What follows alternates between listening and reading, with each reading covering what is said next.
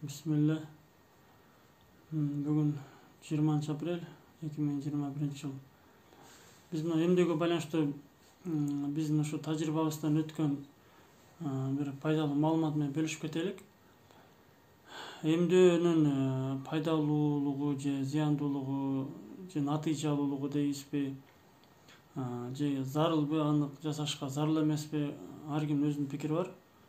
Биз бирок тажрыйбада көргөнбүз, эмдөө албаган балдардын аз оорубагандыгы же оорубагандыгын биз тажрыйбадан көргөнбүз. Бир 2-3 мисалды эле келтире кетели. Бир нече жыл мурун бизге кеңеш сураганы ушу адвокаттарга бизге бир үй бүлө келген. Апасы, анан атасы, анан баласы. Баласы 6 жашта экен.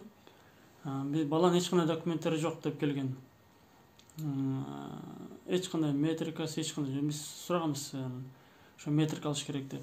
Аны каерде төрөгөнсүз десек, талаада төрөгөн экен, Бишкек жакта. Талаада төрөгөнбүз, ошо боюнча эч жака учет коюша койгон эмеспиз дейт. Дыйканчылык кылат элек дейт. 6 чыгып калыптыр. Кандай документтер бар дедик. Бир поликлиника биз жерге учетко турган эмессиңер десек, эч поликлиника ишибиз түшкөн эмес дейт. Бир эмдөө алып, мындай бир прививка, укол алып, бир поликлиника эч каттаган эмес. Эч каттаган эмеспиз дейт. Анан биз көрүп өтө таң калганбыз. Сураганбыз да, баланын ден соолугу, акыл эси кандай? Эмдөө албаган болсо десек, акыл эси башкача дейт, өзгөчө дейт, өзүнүн теңтуштарынан башка. 6 чыгып калган экен. Бул бизге кайрылганына 9 жыл болуп калды. 9 жыл мурун келген үй бүлө. Сүрөтүн деле тартып сактап алганбыз. Сүрөтүн деле ошол мезгилде. Андан кийин да бир эже кайрылган. Кызы 18ге чыгып калган. Ошо төрөгөндө төрөт үйүнө төрөгөн эмес. Ар кандай жашоо шарттарына байланыштуу. Анан ошол 18ге чыгып паспорт алыш керек. Туулганда туралы күбөлүгү жок. Анан биз суруштурганбыз, кантип ошо бир үй бүлөлүк шарттарга байланыштуу төрөт үйүнө төрөбөй ошентип ошондон бери 18 жыл өтүп кетиптир. Эч бир поликлиникалар иши түшкөн эмес экен. Эч кандай укол, эмдөө эч нерсе алдырган эмес да.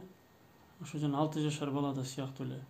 Анан ошентип кантип мен туулганда тууралуу күбөлүк алсам болот деп ошондон кеңеш сурап келген. Анан сырткары да бир киши менен дагы таанышып калганбыз, 40 жашта. Анан ошо ден соолукка байланыштуу бир маселе болуп калган.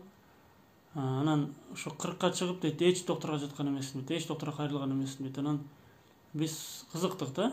Буга деле бир 7-8 жыл болуп калды окшойт.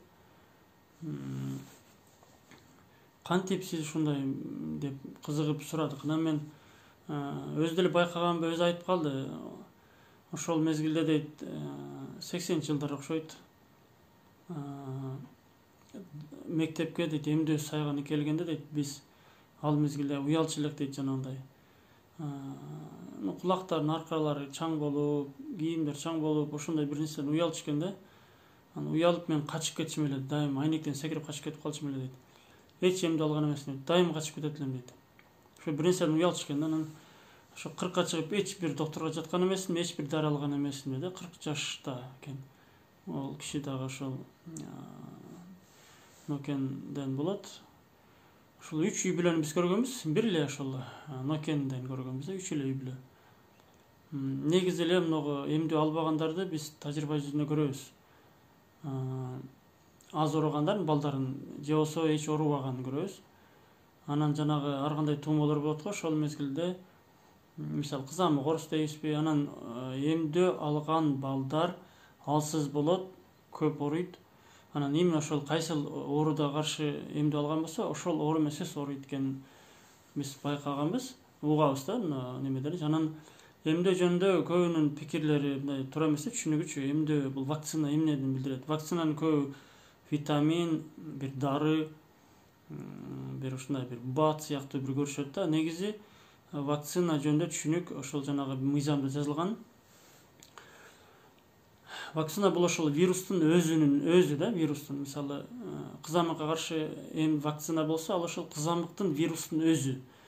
Ал вирусту болгону бир өлгөн жаныбардын бир канында ошол жана клеткаларында ошону атайын багышат, өстүрүшөт, көбөйтүшөт, атайын аны алсыздандырышат, кээ бирлерин өлтүрүшөт. Ал тирүү вакциналар бар, анан өлүк вакциналар бар.